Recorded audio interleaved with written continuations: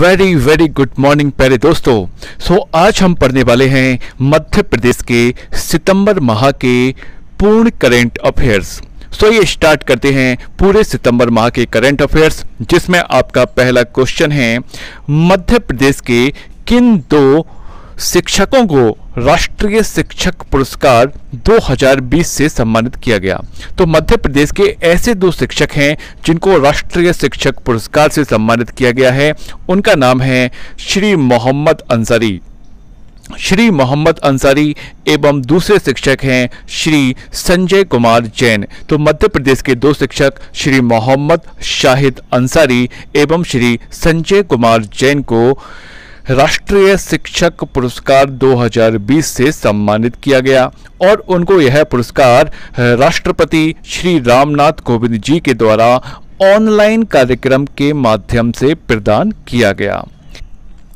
अब जो मोहम्मद शाहिद अंसारी जी हैं, तो इनको ये पुरस्कार गणित पढ़ाने में उनकी प्रभावशीलता के लिए सम्मानित किया गया है, यानी कि वो गणित को काफ़ी प्रभावशाली ढंग से पढ़ाते हैं और वह वर्तमान में शासकीय माध्यमिक विद्यालय छिंदवाड़ा में शिक्षक हैं। इसी प्रकार से श्री संजय जैन, जो कि वर्तमान में शासकीय बालिका प्राथमिक शाला डूंडा टीकमगढ़ में शिक्षक हैं। तो मध्य प्रदेश के दो शिक्षकों को, श्री मोहम्मद शाहिद अंसारी जी और श्री संजय कुमार जैन जी को राष्ट्रीय शिक्षक पुरस्कार 2020 से सम्मानित किया गया। आगे बढ़ते हैं अगले क्वेश्चन की ओर। तो अगला क्वेश्चन है, ईज ऑफ डूइंग बिजनेस द्वारा किए गए राष्ट्रीय रैंकिंग में मध्य प्रदेश का कौन सा स्थान रहा। देखिए, ईज ऑफ डूइंग बिजनेस क्या होता है कि ऐसा राज्य जहां पर बिजनेस करना सबसे अधिक आसान हो, यानी कि जहां पे बिजनेस करने में किसी भी प्रकार की कोई जटिलता ना हो, जहां पर बिजनेस करने में बहुत अधिक सरकारी परमिशन लेने की आवश्यकता ना हो, यानी कि नए बिजनेस के अनुकूल जहां माहौल हो, जहां के नियम कायदे कानून काफ़ी अधिक सरल हो, तो उसी को बोलते हैं ईज ऑफ डूइंग बिजनेस, यानी कि जहां बिजनेस करना काफ़ी ज़्यादा इजी हो। तो ease of doing business report में मध्य प्रदेश का कौन सा स्थान रहा। तो मध्य प्रदेश में वर्ष 2018 में हुए कार्यों के आधार पर ईज ऑफ डूइंग बिजनेस 2019 की रैंकिंग में मध्य प्रदेश का देश में चौथा स्थान है।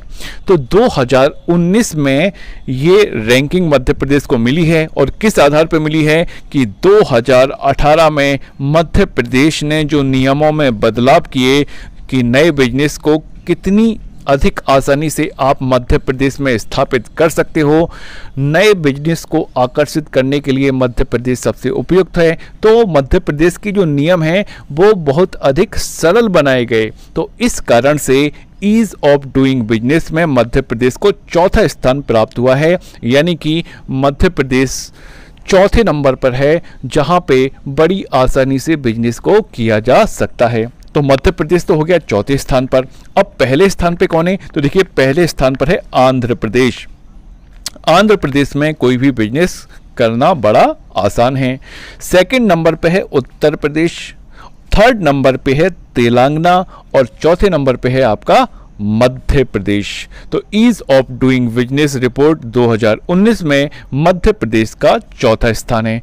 अब ये रिपोर्ट जारी कौन करता है, तो ease of doing business report जारी की जाती है केंद्रीय वित्त एवं कॉरपोरेट मामलों की मंत्री श्रीमती निर्मला सीतारमण के द्वारा ये रिपोर्ट जारी की गई। तो ईज ऑफ डूइंग बिजनेस 2019 की रिपोर्ट में मध्य प्रदेश का चौथा स्थान है।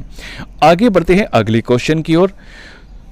तो मध्य प्रदेश में खदानों में, जो मध्य प्रदेश की खदानें हैं, तो मध्य प्रदेश की खदानों में मध्य प्रदेश के मूल निवासियों को कितने प्रतिशत रोजगार देना होगा।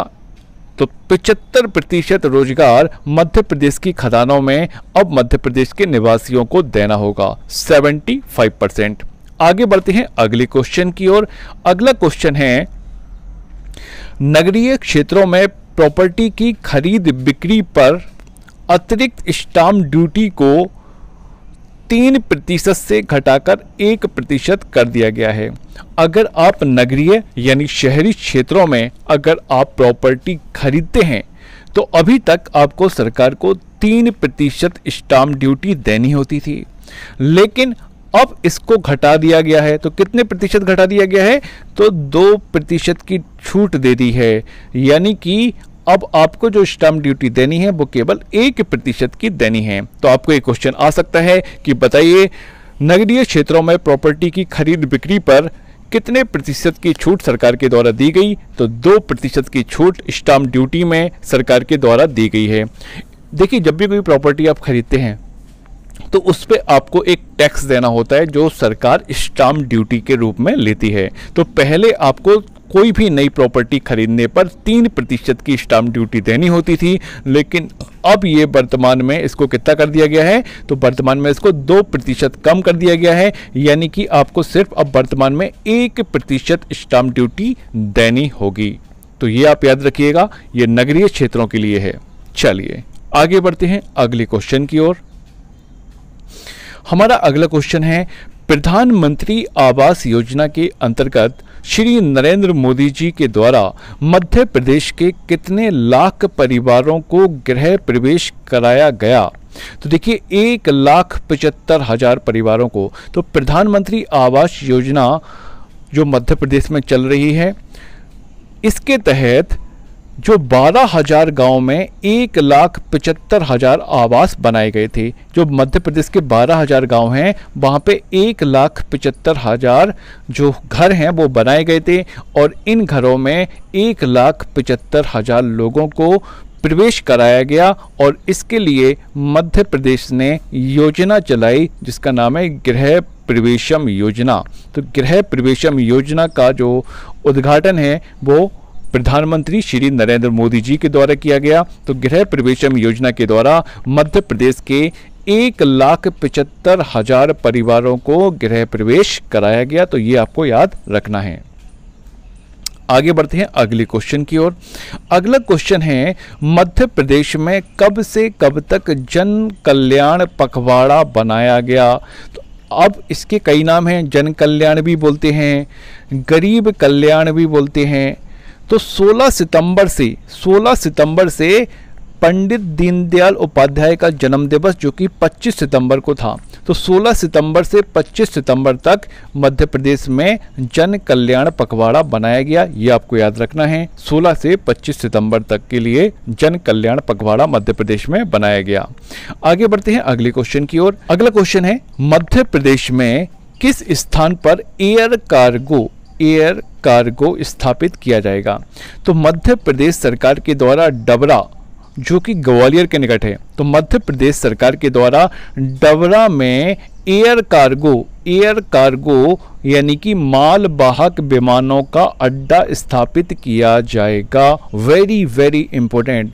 मध्य प्रदेश में किस स्थान पर एयर कार्गो यानी कि मालवाहक विमानों का अड्डा स्थापित किया जाएगा? तो ग्वालियर के नज़दीक है डबरा में एयर कार्गो स्थापित किया जाएगा, जिससे कि डबरा का नाम प्रदेश व देश में ही नहीं बल्कि पूरी दुनिया के मानचित्र पर स्थापित हो सकेगा। तो मध्य प्रदेश का एयर कार्गो कहाँ स्थापित किया जाएगा? आपका आंसर होगा डबरा। आगे बढ़ते हैं अगले क्वेश्चन की ओर। मध्य प्रदेश की एकमात्र ड्रग टेस्टिंग लैब यानी कि पूरे मध्य प्रदेश की इकलौती एकमात्र ड्रग टेस्टिंग लैब कहां पर स्थापित है, जिसका अभी हाल ही में आयुष राज्य मंत्री श्री रामकिशोर काबरे जी के द्वारा निरीक्षण किया गया था। तो मध्य प्रदेश की एकमात्र ड्रग टेस्टिंग लैब ग्वालियर में स्थापित है। Very very important question. Madhya Pradesh की एकमात्र ड्रग टेस्टिंग लैब ग्वालियर में स्थापित है और यहाँ पे राज्य मंत्री श्री रामकिशोर काबरे जी के द्वारा निरीक्षण किया गया था। और इसी के हर्बल गार्डन में यानी कि जो ड्रग टेस्टिंग लैब है उसका जो हर्बल गार्डन है वहाँ पे एक औषधि पौधा रोपा गया था और उस पौधे का नाम था चित्रांक पौधे का रोपण वहाँ पे राज्य मंत्री श्री रामकिशोर काबरे जी के द्वारा किया गया था। तो मध्य प्रदेश की एकमात्र ड्रग टेस्टिंग लैब ग्वालियर में स्थापित है। आगे बढ़ते हैं अगले क्वेश्चन की ओर।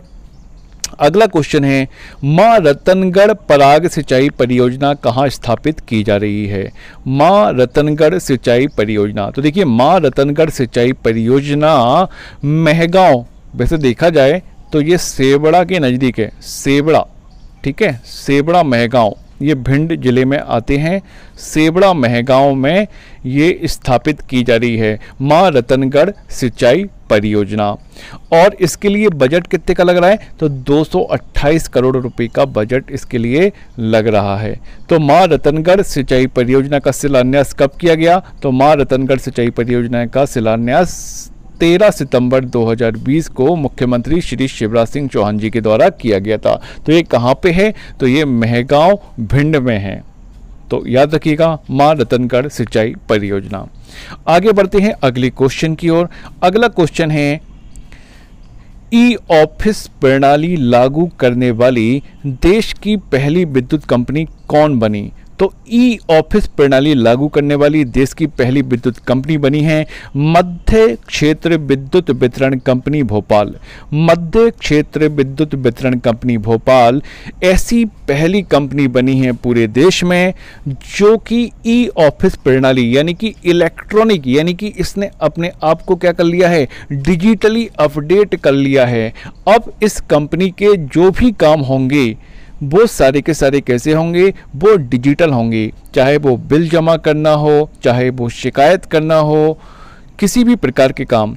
और इसमें कंपनी का कार्य क्षेत्र के कॉरपोरेट कार्यालय से लेकर मुख्य महाप्रबंधक एवं बृहद कार्यालयों में ई ऑफिस प्रणाली से काम किया जा रहा है।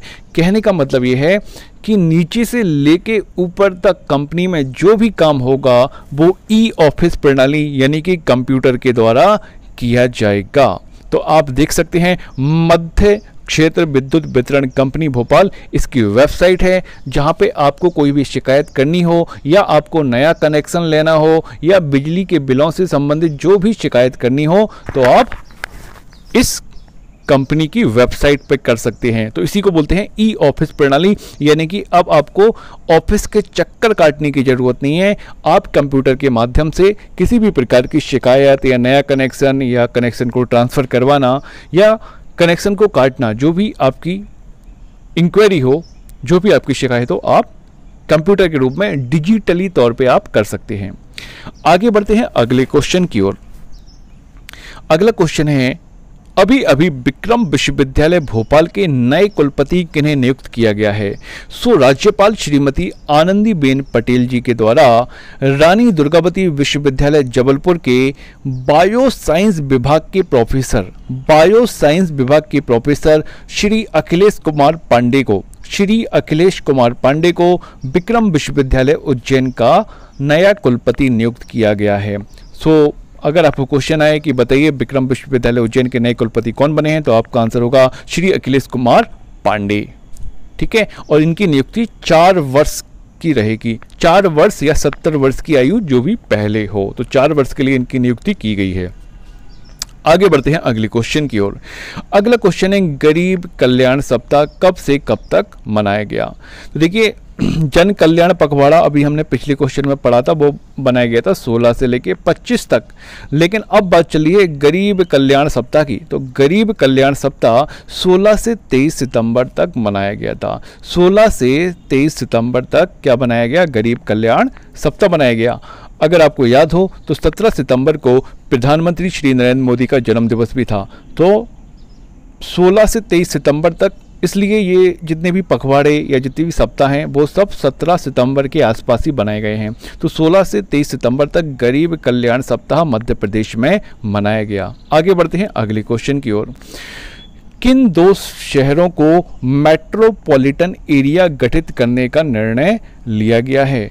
तो भोपाल एवं इंदौर शहरों में मेट्रो रेल परियोजना के क्रियान्वयन के लिए मेट्रोपॉलिटन एरिया अर्थात महानगर क्षेत्र गठित करने का निर्णय लिया है। तो देखिए जैसे कि आपको पता है मध्य प्रदेश के 2 शहर भोपाल एवं इंदौर में मेट्रो रेल परियोजना चालू है। तो इसलिए कि काम में किसी भी प्रकार की रुकावट ना आए, इसलिए इनको मेट्रोपॉलिटन एरिया गठित कर दिया गया है। ठीक है। तो इसका फ़ायदा क्या होगा? इसका फ़ायदा ये होगा कि अब इनमें जो कानून चलेगा वो महानगर क्षेत्र के हिसाब से चलेगा। तो महानगर क्षेत्र के हिसाब से कानून चलने के कारण से सरकार के पास ज़्यादा पावर आ जाएंगे किसी भी ज़मीन का अधिग्रहण करने के लिए या किसी भी प्रकार का काम करने के लिए। तो भोपाल एवं इंदौर को मेट्रोपॉलिटन एरिया गठित करने का निर्णय मंत्रिमंडल के द्वारा लिया गया है। अगला question very important, medical device park कहाँ स्थापित किया जाएगा? तो देखिए मध्य प्रदेश का जो मेडिकल डिवाइस पार्क है वह होशंगाबाद के बाबई महोसा में स्थापित किया जाएगा। Very very important question, Madhya प्रदेश का मेडिकल डिवाइस पार्क होशंगाबाद जिले के बाबई महोसा में स्थापित किया जाएगा।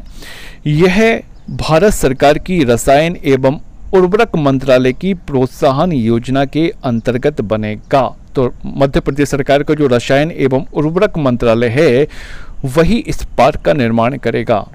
तो medical device park Madhya Pradesh के होशंगाबाद जिले के बाबई महोसा में स्थापित किया जाएगा। आगे बढ़ते हैं अगले क्वेश्चन की ओर। मध्य प्रदेश सरकार के द्वारा किस शहर को पॉलीटेक्निक सेंटर ऑफ एक्सीलेंस के रूप में विकसित किया जाएगा? पॉलीटेक्निक सेंटर ऑफ एक्सीलेंस, तो शिवपुरी पॉलीटेक्निक कॉलेज को, शिवपुरी शहर के पॉलीटेक्निक कॉलेज को सेंटर ऑफ एक्सीलेंस के रूप में विकसित किया जाएगा। ये आपको याद रखना है। मध्य प्रदेश सरकार के द्वारा किस शहर के पॉलीटेक्निक कॉलेज को सेंटर ऑफ एक्सीलेंस के रूप में विकसित किया जाएगा? तो आपका आंसर होगा शिवपुरी शहर के पॉलीटेक्निक कॉलेज को सेंटर ऑफ एक्सीलेंस के रूप में विकसित किया जाएगा। आगे बढ़ते हैं अगले क्वेश्चन की ओर। अगला क्वेश्चन है, अध्यात्म मंत्री सुश्री उषा ठाकुर के द्वारा यथा समय पुस्तक का विमोचन किया गया। तो वो किसने लिखी है? तो देखिए यह जो पुस्तक है यथा समय, जिसका विमोचन जो है अध्यात्म मंत्री सुश्री उषा ठाकुर जी के द्वारा किया गया। यह पुस्तक जवाहर बाल भवन के संचालक डॉक्टर उमा शंकर नागर के द्वारा लिखी गई है। डॉक्टर उमा शंकर नागर के द्वारा यथा समय पुस्तक लिखी गई है, जिसका अध्यात्म मंत्री सुश्री उषा ठाकुर के द्वारा विमोचन किया गया। आगे बढ़ते हैं अगले क्वेश्चन की ओर। अगला क्वेश्चन है, मध्य प्रदेश में अन्न उत्सव का आगाज कब से कब तक किया गया? तो देखिए मध्य प्रदेश में जो अन्न उत्सव का आगाज जो किया गया वो 16 सितंबर से किया गया। 16 सितंबर 2020 से मध्य प्रदेश में अन्न उत्सव बनाया गया और ये चला है आपका 23 सितंबर तक ये उत्सव चला है। तो मध्य प्रदेश में अन्न उत्सव 16 सितंबर से 23 सितंबर तक मनाया गया। यह उत्सव राजधानी भोपाल के साथ साथ 51 जिला मुख्यालयों पर भी आयोजित किया गया और इसमें 37 लाख और इससे क्या हुआ 37 लाख हितग्राहियों को अन्न मिलना शुरू हो गया। तो देखिए मध्य प्रदेश में अन्न उत्सव कब से कब तक मनाया गया? तो 16 सितंबर से 23 सितंबर तक मनाया गया। जैसे कि आपको पता है 16 सितंबर के बाद यानी कि 17 सितंबर को प्रधानमंत्री मोदी जी का जन्म दिवस भी था, इसलिए ये बहुत सारे कार्यक्रम 16 सितंबर को आयोजित किए गए। तो मध्य प्रदेश में अन्न उत्सव का आगाज कब से किया गया? तो 16 सितंबर 2020 से किया गया। आगे बढ़ते हैं अगले क्वेश्चन की ओर। अगला क्वेश्चन वेरी वेरी इंपॉर्टेंट, निःशक्त बालक एवं बालिकाओं के लिए किस स्थान पर स्टेडियम निर्माण का अनुमोदन किया गया है? निःशक्त बालक एवं बालिकाएं, निःशक्त बालक एवं बालिकाओं का मतलब होता है जो विकलांग होते हैं, जो फिजिकली हैंडीकैप्ड होते हैं, जो असहाय होते हैं, उनके लिए स्टेडियम बनाया जा रहा है और उसका अनुमोदन भी कर दिया गया है। तो मंत्री परिषद में निःशक्त बालक एवं बालिकाओं के लिए ग्वालियर में स्टेडियम निर्माण के लिए भूमि का आवंटन का अनुमोदन कर दिया गया है। यानी कि जो निःशक्त बालक एवं बालिकाएं हैं उनके लिए मध्य प्रदेश में स्टेडियम तैयार किया जा रहा है और यह स्टेडियम ग्वालियर में तैयार किया जा रहा है और इसके लिए भूमि का आवंटन भी कर दिया गया है। So very very important question, निःशक्त बालक एवं बालिकाओं के लिए स्टेडियम ग्वालियर में स्थापित किया जा रहा है। अगला क्वेश्चन है हमारा, गंदगी भारत छोड़ो मध्य प्रदेश अभियान में कुल कितने नागरिक अभी तक सहभागी बने हैं? तो मध्य प्रदेश गंदगी भारत छोड़ो अभियान में अभी तक 35 लाख नागरिक सहभागी बने हैं। अभी तक 35 लाख नागरिक जो हैं गंदगी भारत छोड़ो मध्य प्रदेश अभियान में सहभागी बने हैं और 378 नगरीय निकायों में से 378 नगरीय निकायों में 16 से 30 अगस्त तक यह अभियान चलाया गया था। वेरी वेरी इंपॉर्टेंट है। तो गंदगी भारत छोड़ो मध्य प्रदेश अभियान 16 से 30 अगस्त तक चला है और कहाँ चलाया गया? तो मध्य प्रदेश के पूरे 378 नगरीय निकायों में चलाया गया और जिसमें अभी तक 35 लाख लोग इसमें सहभागी बने हैं। नगरीय विकास एवं आवास मंत्री श्री भूपेंद्र सिंह ने इस अभियान को जन अभियान बनाने के निर्देश दिए। आगे बढ़ते हैं अगले क्वेश्चन की ओर। हमारा अगला क्वेश्चन है, मध्य प्रदेश के किस क्लस्टर को देश के आदर्श क्लस्टर के रूप में विकसित किया जाएगा? तो रतलाम में स्थित नमकीन करमदी क्लस्टर को, रतलाम में स्थित करमदी नमकीन क्लस्टर को देश के आदर्श क्लस्टर के रूप में विकसित किया जाएगा। इसी के साथ अन्य उत्पादों एवं औद्योगिक इकाइयों के आने पर रतलाम में टेस्टिंग लैब और कॉमन फैसिलिटी सेंटर भी स्थापित किया जाएगा और इसी के साथ रतलाम में 100 लघु और मध्यम इकाइयों की स्थापना भी की जाएगी। तो रतलाम को देश के आदर्श क्लस्टर सेंटर के रूप में विकसित किया जाएगा, रतलाम के करमदी नमकीन क्लस्टर को। आगे बढ़ते हैं अगले क्वेश्चन की ओर। तो हमारा अगला क्वेश्चन है, मध्य प्रदेश में किस पार्क की स्थापना के प्रस्ताव को रसायन एवं उर्वरक मंत्रालय भारत सरकार की प्रोत्साहन योजना के अनुरूप विकसित किया जाएगा? तो मध्य प्रदेश में बल्क ड्रग पार्क की स्थापना की जाएगी। ये एक प्रकार का मेडिकल पार्क होता है। जैसा कि आपको पता है कि चीन से आयातित होने वाली काफी सारी दवाओं पे भारत सरकार ने प्रतिबंध लगा दिया है और भारत सरकार आत्मनिर्भर बनना चाहती है। तो इसी दशा में मध्य प्रदेश में भी बल्क ड्रग पार्क की स्थापना रसायन एवं उर्वरक मंत्रालय के द्वारा स्वीकृत की गई है। आगे बढ़ते हैं अगले क्वेश्चन की ओर। मध्य प्रदेश सरकार के द्वारा हेरिटेज मदिरा पॉलिसी तैयार करने के लिए एक टास्क फोर्स का गठन किया गया। मध्य प्रदेश सरकार के द्वारा हेरिटेज मदिरा पॉलिसी तैयार करने के लिए एक टास्क फोर्स का गठन किया गया, जो किससे संबंधित है? तो ये जो हेरिटेज मदिरा पॉलिसी है, ये आदिवासियों की परंपरागत तत्वों को दृष्टिगत रखते हुए उनकी आजीविका को बेहतर बनाने के उद्देश्य से हेरिटेज मदिरा पॉलिसी टास्क फोर्स का गठन किया गया है। आदिवासी जो भी मदिरा बनाते हैं तो उसी को हेरिटेज मदिरा पॉलिसी कहा जाता है और उसी को और ज़्यादा उन्नत करने के लिए, जिससे आदिवासियों की आजीविका यानी उनकी इनकम स्टार्ट हो सके, उसी को विकसित करने के लिए एक टास्क फोर्स का गठन किया गया है। और टास्क फोर्स का नाम क्या है? हेरिटेज मदिरा पॉलिसी टास्क फोर्स। अब इस टास्क फोर्स के अंदर 2 प्रमुख सचिव होंगे। एक तो हैं अशोक बर्णवाल तथा दूसरे प्रमुख सचिव होंगे आदिम जाति व अनुसूचित कल्याण सचिव श्रीमती पल्लवी जैन।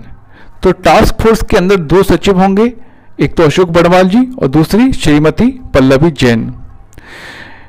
और इसके अलावा इसमें प्रमुख सचिव वाणिज्य एवं कर दीपाली रस्तोगी इसकी सचिव होंगी।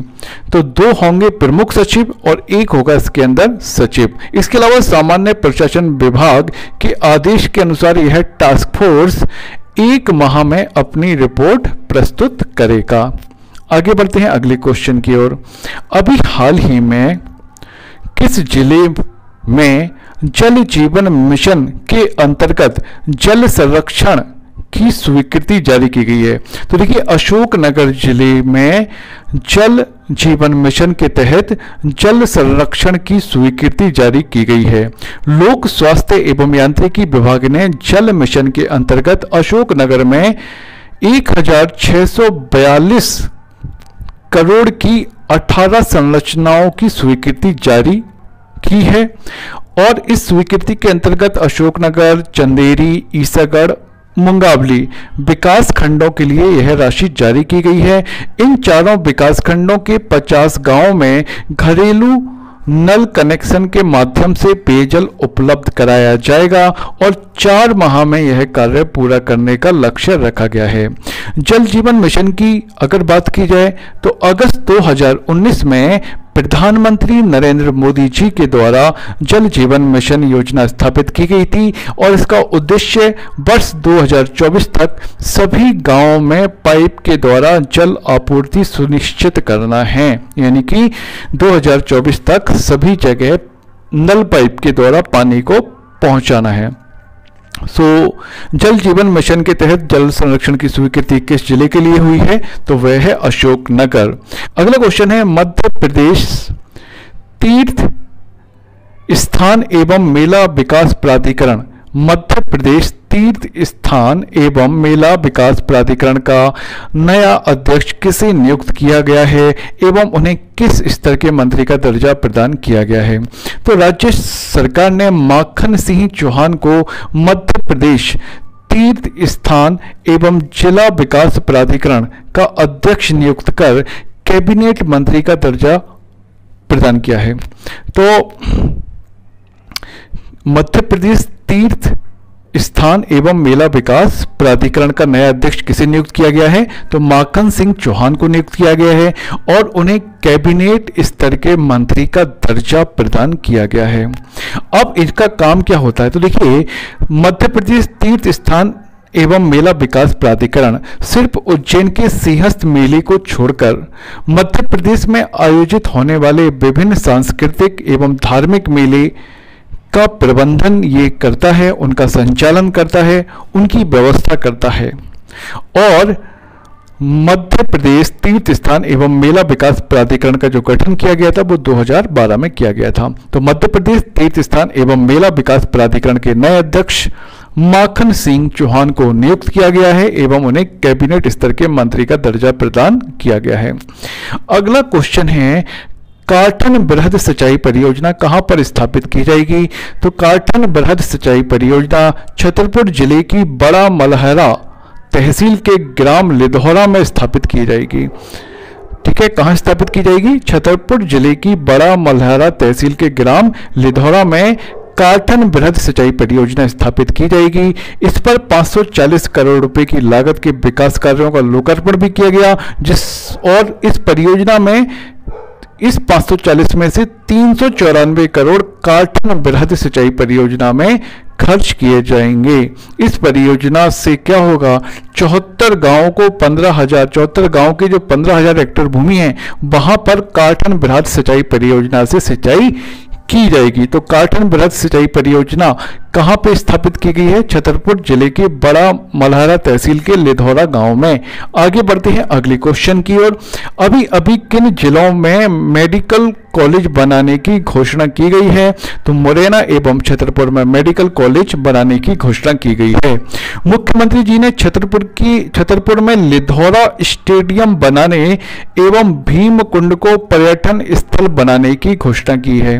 तो ये आपको याद रखना है, लिधौरा में एक स्टेडियम बनाया जाएगा। और जो भीमकुंड है, तो क्वेश्चन लगता है बताइए भीमकुंड कहाँ है जिसे पर्यटन स्थल के रूप में विकसित करने की घोषणा की गई है? तो भीमकुंड भी आपका छतरपुर के लिधौरा में है। ओके, तो भीमकुंड को पर्यटन स्थल बनाने की घोषणा की गई है। भीमकुंड का पौराणिक ग्रंथों में नाम है नादरकुंड तथा नीलकुंड के नाम से भी भीमकुंड को जो प्राचीन ग्रंथ हैं उसमें जाना जाता है। आगे बढ़ते हैं अगले क्वेश्चन की ओर। मध्य प्रदेश के खिलाड़ियों, प्रशिक्षकों एवं सपोर्ट लीडर को प्रशिक्षित करने, उन्हें आधुनिक खेल प्रणाली की जानकारी देने के लिए किसे इनका प्रशिक्षक नियुक्त किया गया है? तो मध्य प्रदेश के खिलाड़ियों को आधुनिक खेल विज्ञान की तकनीकों का इस्तेमाल और उनकी जानकारी खिलाड़ियों और प्रशिक्षकों को देने के उद्देश्य से सिंगापुर की high performance sports psychologist, Singapore की हाई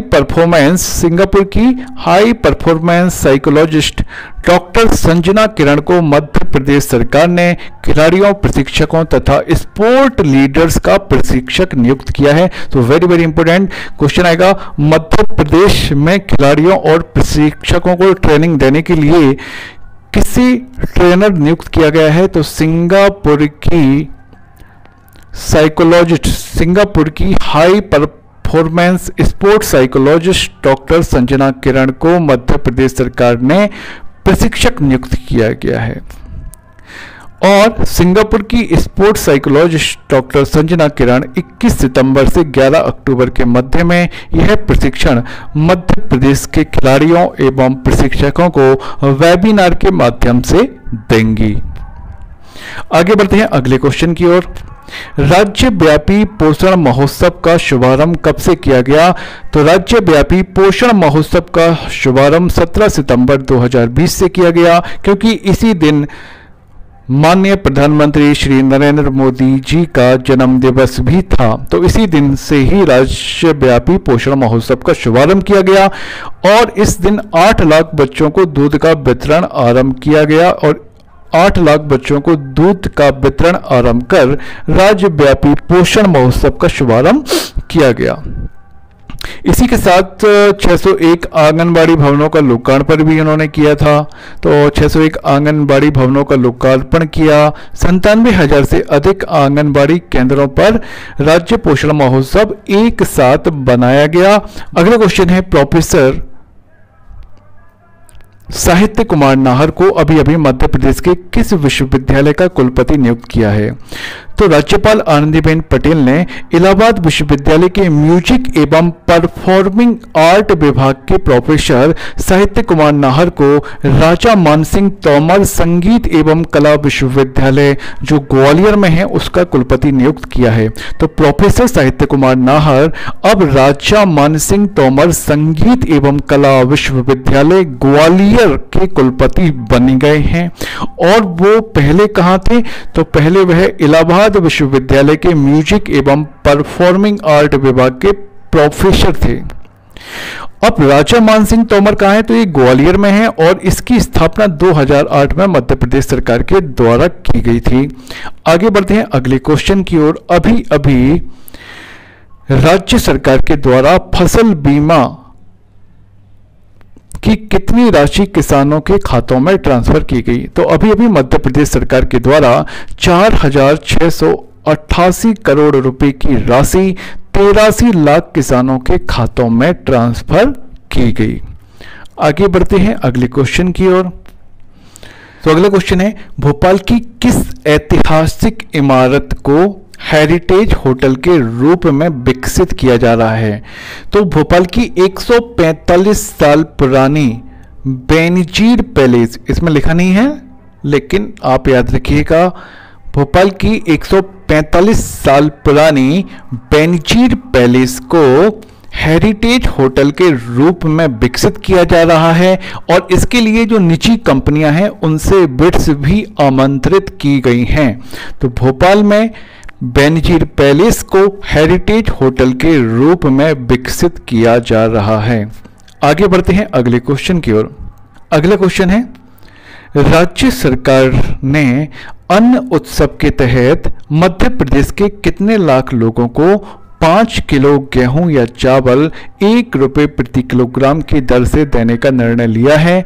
तो मध्य प्रदेश के 37 लाख लोगों को 5 किलोग्राम गेहूं व चावल 1 रुपये प्रति किलोग्राम की दर से दिया जाएगा। तो ये आपको याद रखना है, अन्न उत्सव के तहत 37 लाख लोगों को 5 किलो गेहूं या चावल 1 रुपये प्रति किलोग्राम की दर से दिया जाएगा।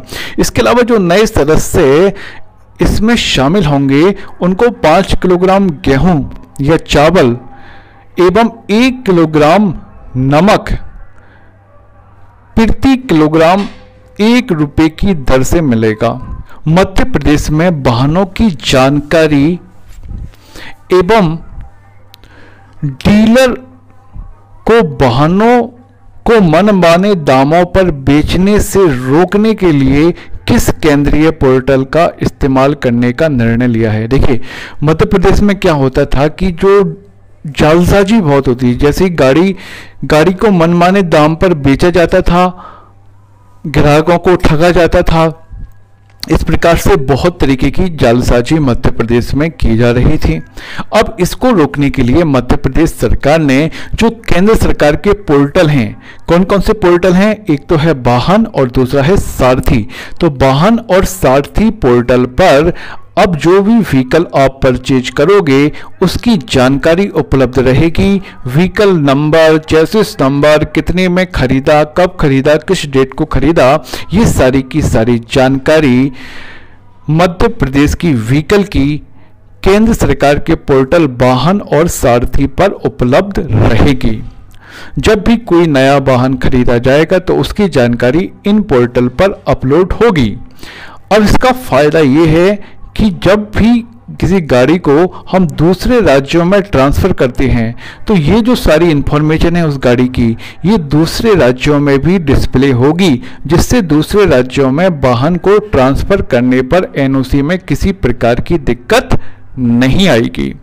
और इस योजना को पहले सतना एवं खरगोन से शुरू किया गया है। कहाँ से शुरू किया गया है?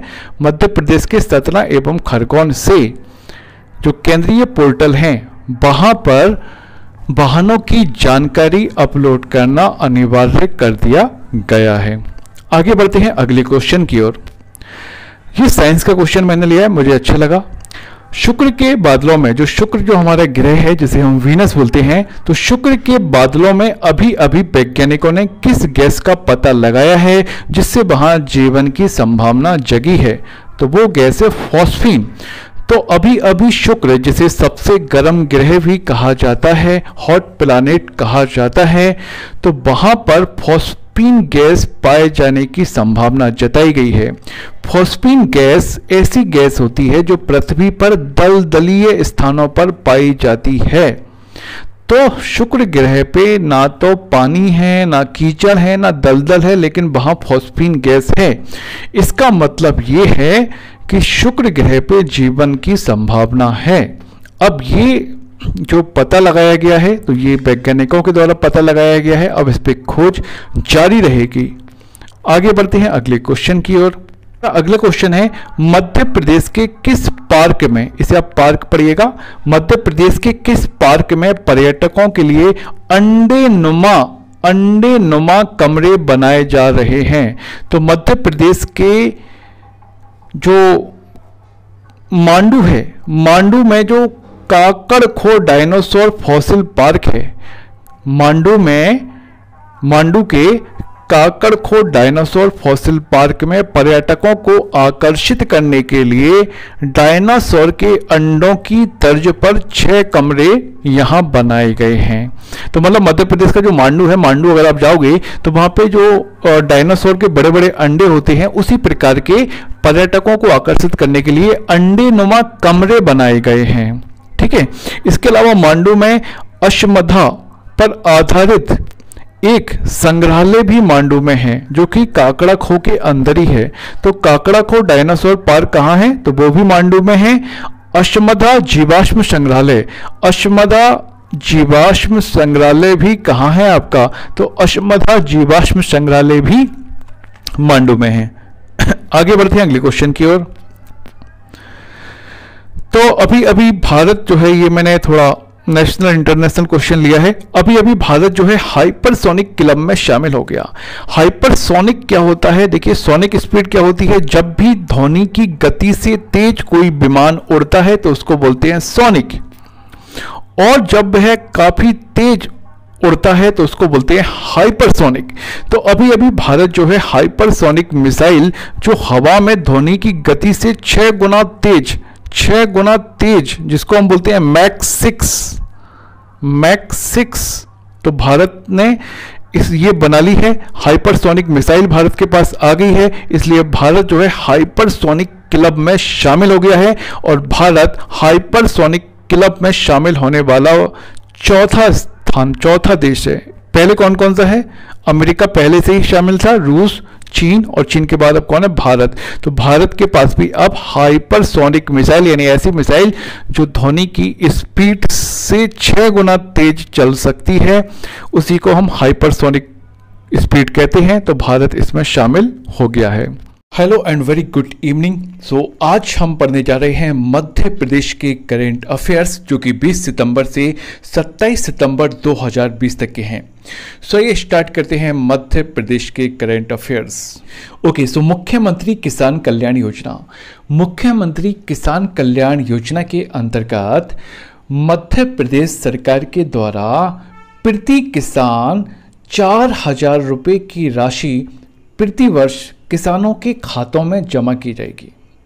और यह जो राशि है यह 2 समान किस्तों में 2-2 हजार रुपये करके किसानों के खातों में जमा की जाएगी। तो किसान कल्याण योजना क्या है?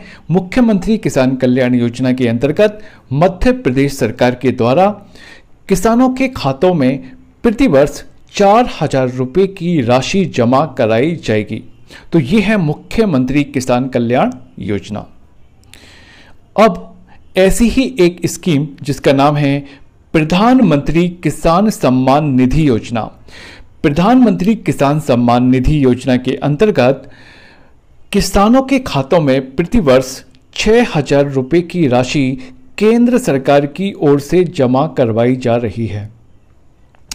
तो हर साल ऑलरेडी किसानों के खातों में केंद्र सरकार की ओर से 6,000 रुपये का भुगतान प्रति वर्ष किया जा रहा है और यह भुगतान 3 समान किस्तों में किया जा रहा है।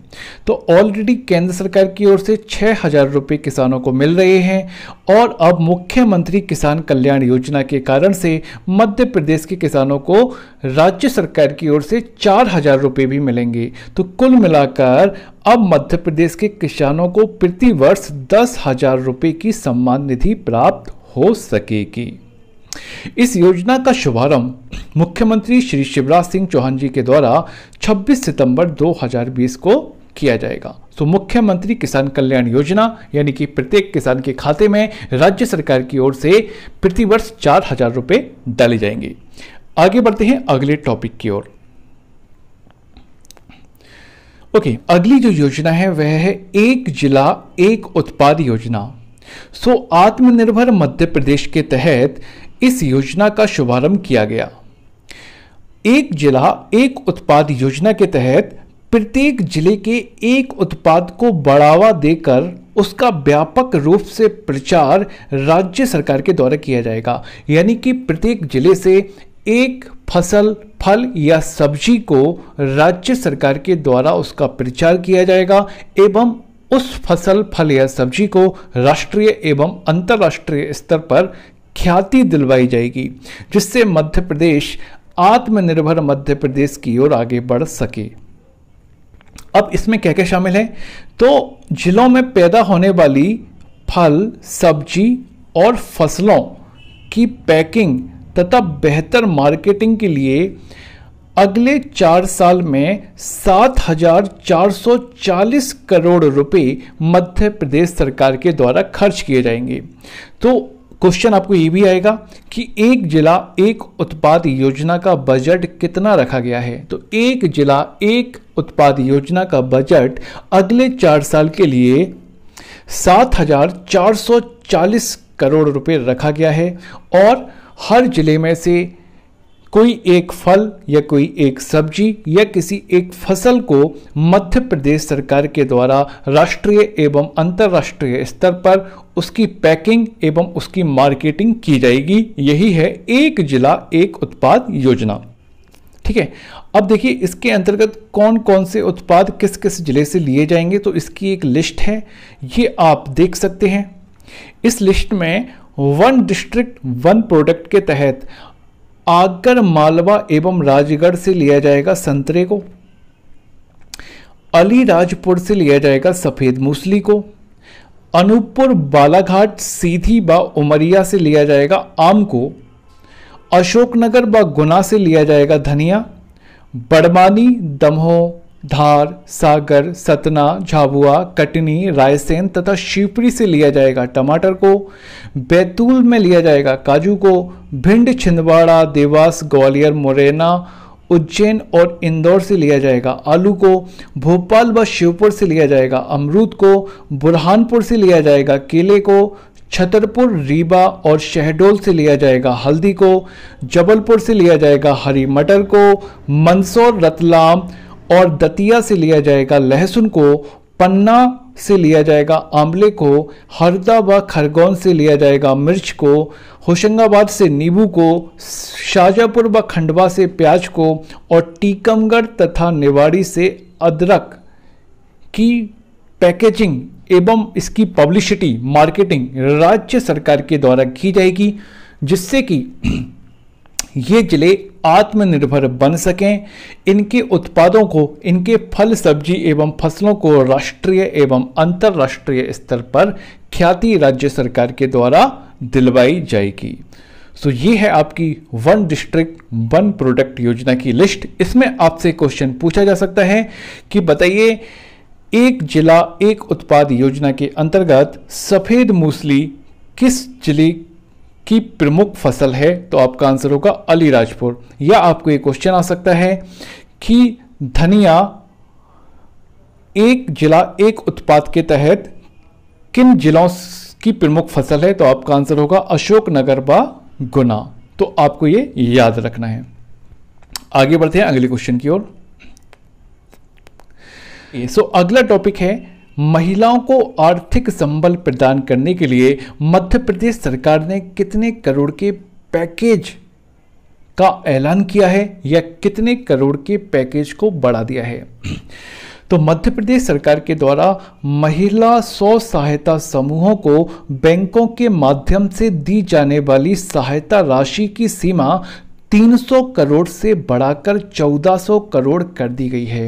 यानी कि अब जो महिलाएं हैं वह अधिक लोन ले सकती हैं। तो राज्य शासन के द्वारा बैंकों के माध्यम से दी जाने वाली सहायता राशि जो पहले 300 करोड़ थी उसे बढ़ाकर 1400 करोड़ कर दिया गया है। अब बात करते हैं ये स्व सहायता समूह क्या होते हैं। तो देखिए हर छोटी जगह जैसे गांव हो तो वहाँ पे स्वरोजगार की दिशा में या जिनकी आर्थिक एवं सामाजिक स्थिति पिछड़ी होती है या एक समान होती है तो वह अपनी सामाजिक एवं आर्थिक समस्याओं के निवारण के लिए एक स्व सहायता समूह का गठन करते हैं। तो ऐसा ही एक स्व सहायता समूह है महिलाओं का जो कि स्वरोजगार के लिए बनाया गया है। तो उसके लिए मध्य प्रदेश सरकार ने जो बैंकों की ओर से जो सहायता राशि प्रदान की जाती थी उसकी सीमा को अब बढ़ा दिया है और 1400 करोड़ तक कर दिया गया है। इसके साथ ही बैंक की जो ब्याज दर है वो 4% से ज़्यादा नहीं होगी। अगर बैंक 4% से ज़्यादा ब्याज लेते हैं तो इसके ऊपर का ब्याज मध्य प्रदेश सरकार के द्वारा दिया जाएगा। वर्तमान में मध्य प्रदेश में 33 लाख महिलाओं को स्वरोजगार की दिशा में सहायता प्रदान की जाएगी। यानी कि इस राशि को बढ़ाने से मध्य प्रदेश की 33 लाख महिलाओं को स्वरोजगार प्रदान होगा। इससे सबसे अच्छी बात यह भी है कि जो छोटा जो ग्रामीण समाज होता है उसको साहूकारों से मुक्ति मिलेगी। अन्यथा क्या होता था कि साहूकार के ब्याज तले ये लोग दबे होते थे। तो साहूकार के कर्जों से इनको मुक्ति मिलने लगी है और गवर्नमेंट की ओर से इनको सहायता राशि प्रदान की जाने लगी है। तो ये हुआ महिलाओं को आर्थिक संबल का पैकेज जो कि कितना कर दिया गया 300 करोड़ से बढ़ाकर 1400 करोड़। आगे बढ़ते हैं अगले क्वेश्चन की ओर। अगला क्वेश्चन है अभी अभी मध्य प्रदेश सरकार की मंत्री परिषद की एक मीटिंग हुई और इस मीटिंग में यह निर्णय लिया गया कि नगरीय क्षेत्रों के जो शासकीय भूमि धारक हैं उनको 30 वर्षों के लिए स्थायी पट्टे जारी किए जाएंगे। यानी कि नगरीय क्षेत्रों की, ग्रामीण क्षेत्रों की बात नहीं हो रही है, नगरीय क्षेत्रों के ऐसे लोग जिनके पास शासकीय भूमि है उनको अब 30 वर्षों के लिए स्थायी पट्टे राज्य सरकार के द्वारा देने का निर्णय लिया गया है। और इनके पास जो शासकीय भूखंडों का जो कब्जा है या शासकीय भूखंडों का जो आधिपत्य है वह 31 दिसंबर 2014 से पहले का होना चाहिए। 31 दिसंबर 2014 या उसके पहले से शासकीय भूखंडों पर निर्विवाद रूप से जिनका आधिपत्य है उनको अब राज्य सरकार की ओर से 30 वर्षीय स्थायी पट्टे जारी किए जाने का निर्णय लिया गया है। ओके, और इससे फायदा क्या मिलेगा? इससे अब ये लोग बैंकों से लोन प्राप्त कर सकते हैं एवं भूखंडों का अंतरण, यानी कि भूखंडों का जो उनके पास जो जमीन है उसको अब ये लोग ट्रांसफर भी कर सकते हैं। और इससे राज्य सरकार को क्या फायदा होगा? राज्य सरकार को ब्याज एवं राजस्व की प्राप्ति होगी। तो नगरीय क्षेत्रों के लिए यह रूल बनाया गया है, यह निर्णय लिया गया है कि नगरीय क्षेत्रों में जिनका शासकीय भूखंड पर आधिपत्य है, कब? 31 दिसंबर 2014 या उससे पहले से, और वर्तमान में भी वह आधिपत्य आज भी है, उनको अब राज्य सरकार की ओर से 30 वर्षों के लिए स्थायी पट्टे जारी किए जाएंगे। आगे बढ़ते हैं अगली खबर की ओर।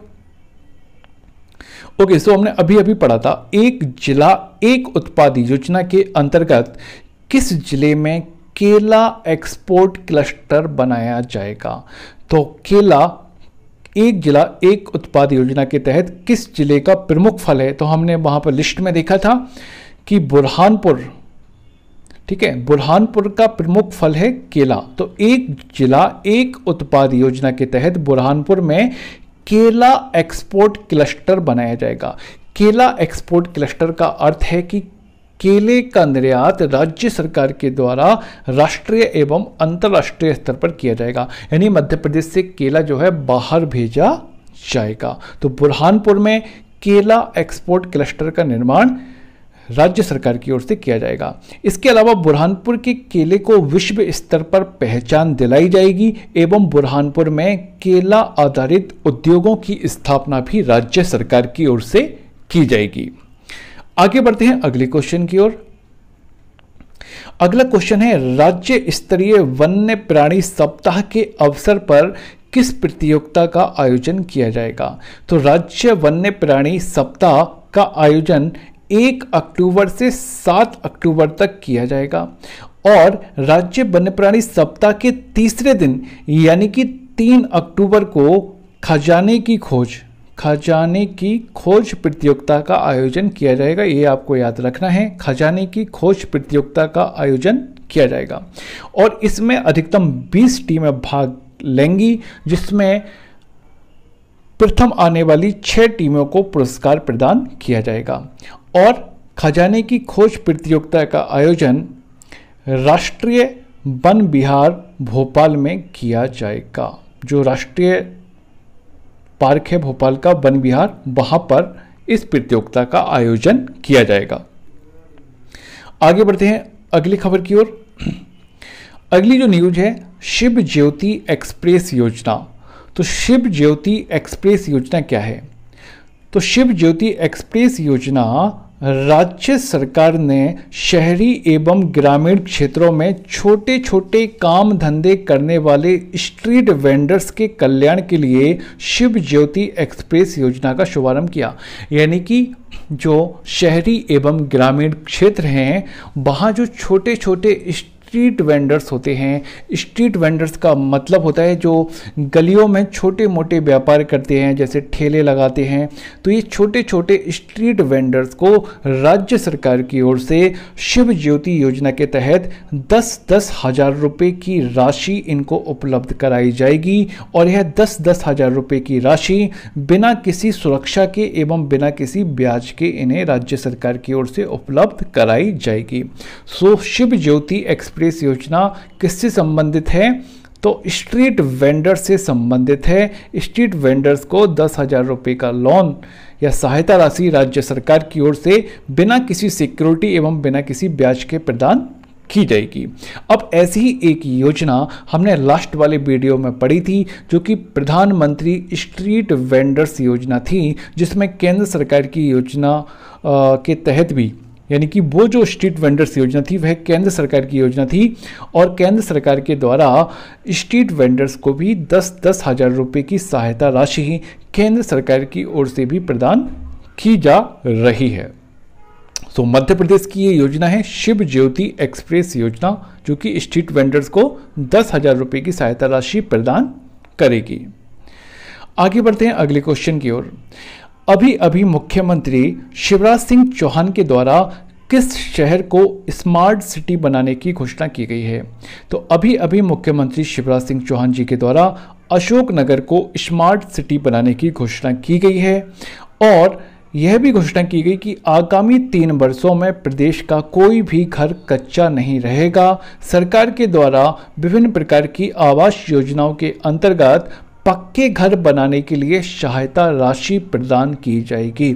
यानी कि अशोकनगर को स्मार्ट सिटी बनाया जाएगा। इसके अलावा राज्य सरकार में अगले 3 वर्षों में कोई भी कच्चा घर नहीं रहेगा। घर को पक्का करने के लिए सरकार के द्वारा सहायता राशि प्रदान की जाएगी। इसके अलावा अशोकनगर में कृषि महाविद्यालय खोलने की घोषणा भी राज्य सरकार के द्वारा की गई। आगे बढ़ते हैं अगले क्वेश्चन की ओर। अगला क्वेश्चन है राज्यपाल एवं कुलाधिपति के द्वारा, राज्यपाल कौन है मध्य प्रदेश की वर्तमान में? तो वर्तमान में मध्य प्रदेश की राज्यपाल एवं कुलाधिपति श्रीमती आनंदीबेन पटेल जी हैं।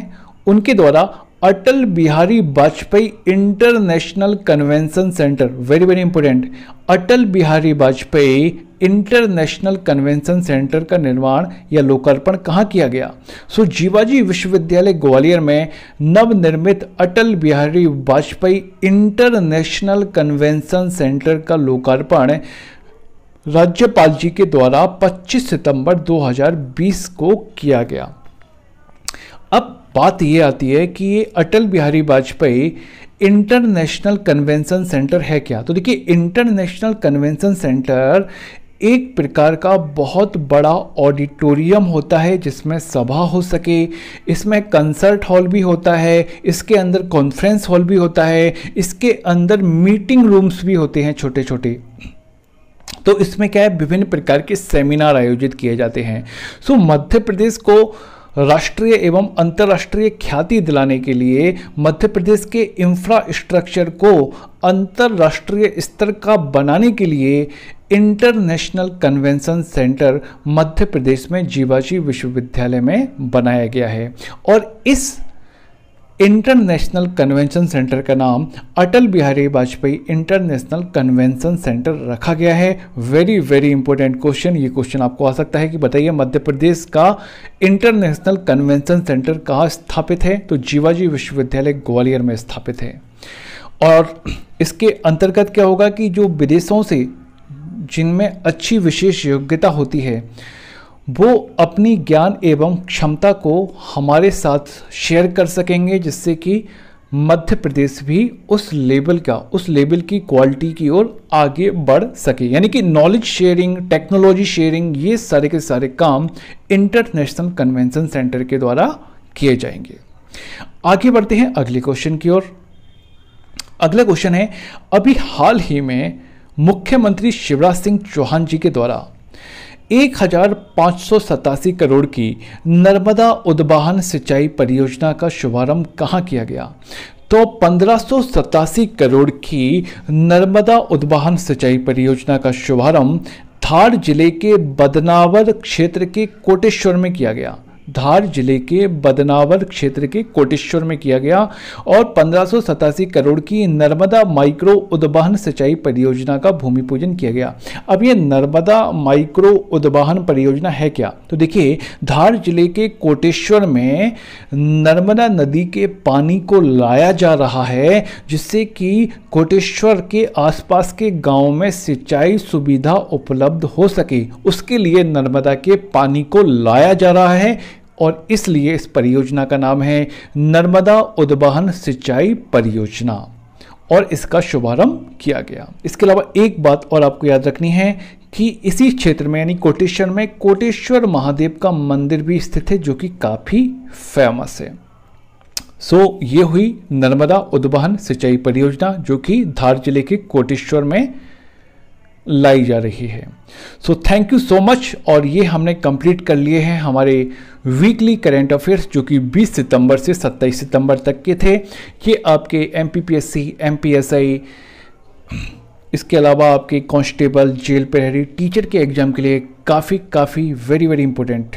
Okay, thank you so much. तो कंटिन्यू और भी आपको ऐसे ही वीडियो मिलते रहेंगे। Thank you so much.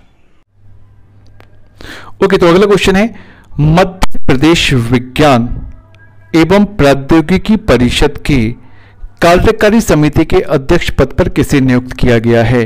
तो मध्य प्रदेश विज्ञान एवं प्रौद्योगिकी परिषद के कार्यकारी समिति के अध्यक्ष पद पर विज्ञान एवं प्रौद्योगिकी मंत्री, राज्य शासन, ये मध्य प्रदेश सरकार के विज्ञान एवं प्रौद्योगिकी मंत्री श्री ओम प्रकाश सकलेचा को मध्य प्रदेश विज्ञान एवं प्रौद्योगिकी परिषद की कार्यकारी समिति के अध्यक्ष पद पर नियुक्त किया गया है। तो अगर क्वेश्चन आए मध्य प्रदेश विज्ञान एवं प्रौद्योगिकी परिषद की कार्यकारी समिति के अध्यक्ष पद पर किसे नियुक्त किया गया है, तो आंसर होगा ओम प्रकाश सकलेचा। अगर क्वेश्चन आए कि मध्य प्रदेश विज्ञान एवं प्रौद्योगिकी परिषद के महानिदेशक कौन है, तो आपका आंसर होगा डॉक्टर अनिल कोठारी। तो डॉक्टर अनिल कोठारी मध्य प्रदेश विज्ञान एवं प्रौद्योगिकी परिषद के महानिदेशक हैं। मध्य प्रदेश विज्ञान एवं प्रौद्योगिकी परिषद का जो गठन हुआ था वो 1982 में हुआ था, जिसका जो मूल मंत्र था विकास की बात विज्ञान के साथ, विकास की बात विज्ञान के साथ। ओके, तो मध्य प्रदेश विज्ञान एवं प्रौद्योगिकी परिषद के कार्यकारी समिति के नए अध्यक्ष बने हैं ओम प्रकाश सकलेचा, महानिदेशक हैं अनिल कोठारी। आगे बढ़ते हैं अगले क्वेश्चन की ओर। अगले क्वेश्चन है, अभी हाल ही में किस जिले में पशु चिकित्सा पशु विज्ञान एवं मत्स्य महाविद्यालय का शिलान्यास किया गया? तो अभी हाल ही में केंद्रीय कृषि मंत्री नरेंद्र सिंह तोमर जी के द्वारा 27 सितंबर को वर्चुअल कार्यक्रम के द्वारा दतिया की नौनेर में याद रखिएगा, पशु चिकित्सा पशु विज्ञान एवं मत्स्य महाविद्यालय कहां बन रहा है? तो दतिया के नौनेर में पशु चिकित्सा पशु विज्ञान एवं मत्स्य महाविद्यालय बनाया जा रहा है, उसका शिलान्यास भी हो चुका है। तो दतिया के नौनेर में पशु चिकित्सा पशु विज्ञान एवं मत्स्य महाविद्यालय बनाया जा रहा है। और यह जो विद्यालय होगा यह रानी लक्ष्मीबाई केंद्रीय कृषि महाविद्यालय झांसी से यह संबद्ध रहेगा, यानी कि केंद्रीय कृषि महाविद्यालय झांसी से ये लिंक्ड रहेगा। और 350 करोड़ रुपए की लागत से यह महाविद्यालय 187 एकड़ भूमि में बन रहा है। आगे बढ़ते हैं अगले क्वेश्चन की ओर। और अगला क्वेश्चन है, अभी अभी सागर ताल को पर्यटन स्थल के रूप में विकसित करने की घोषणा ऊर्जा मंत्री प्रद्युम्न सिंह तोमर ने कही थी।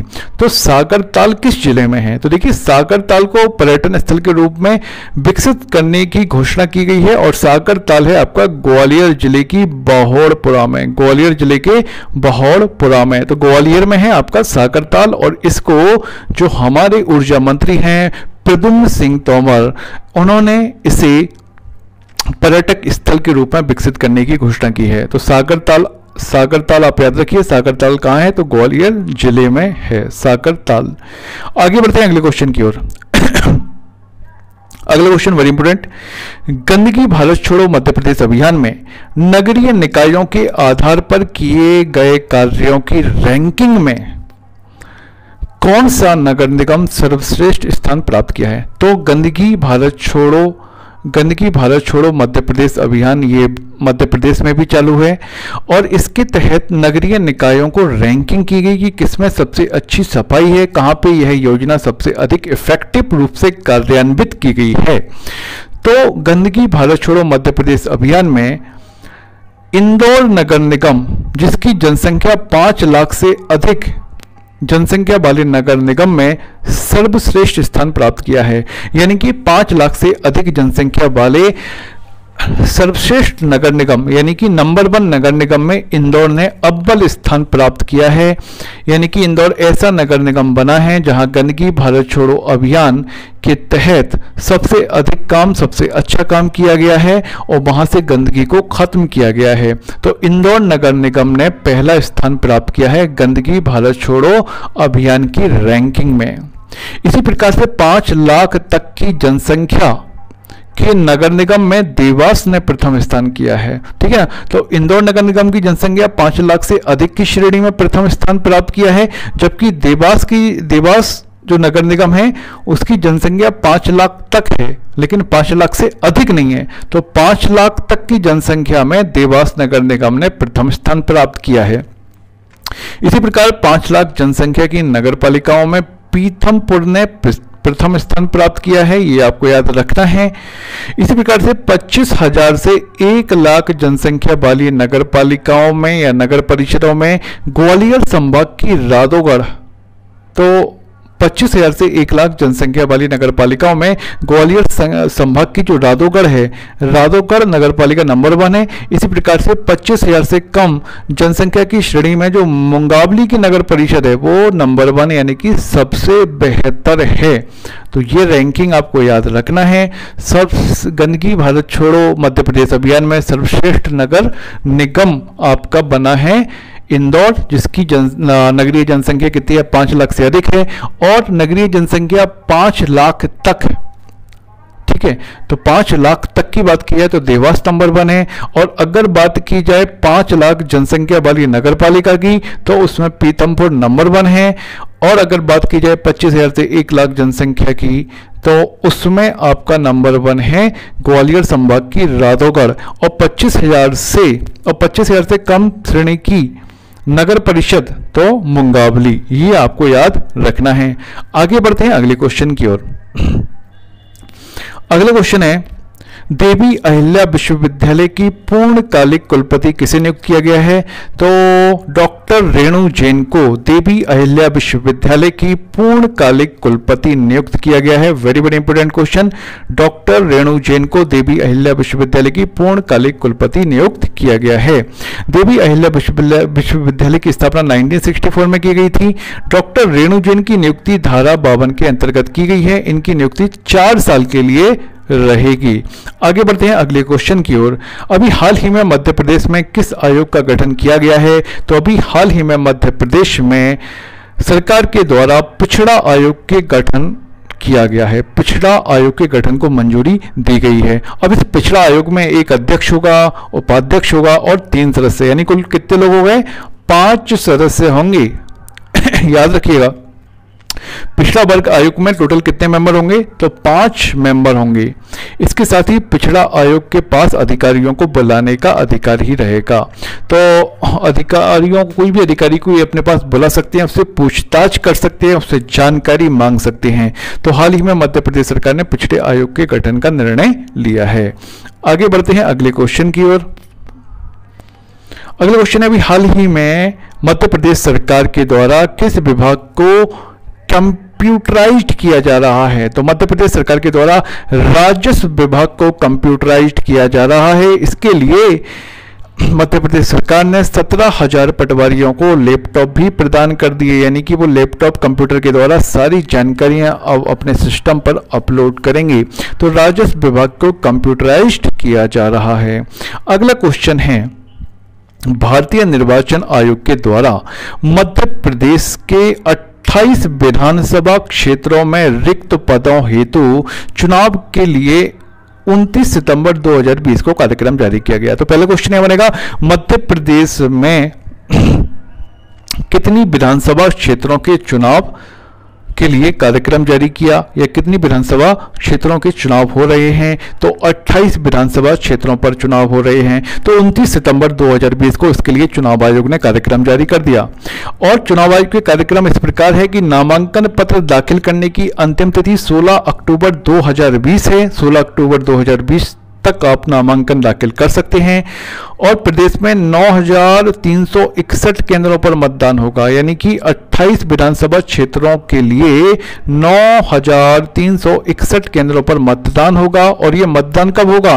3 नवंबर 2020 को मतदान किया जाएगा। तो 3 नवंबर 2020 को यहाँ मतदान होगा और मतों की गणना, फाइनल काउंटिंग की जाएगी 10 नवंबर 2020 को। तो 10 नवंबर 2020 को रिजल्ट डिक्लेयर हो जाएगा। इसी के साथ ही 29 नवंबर से ही आचरण संहिता तत्काल प्रभाव से लागू हो गई है।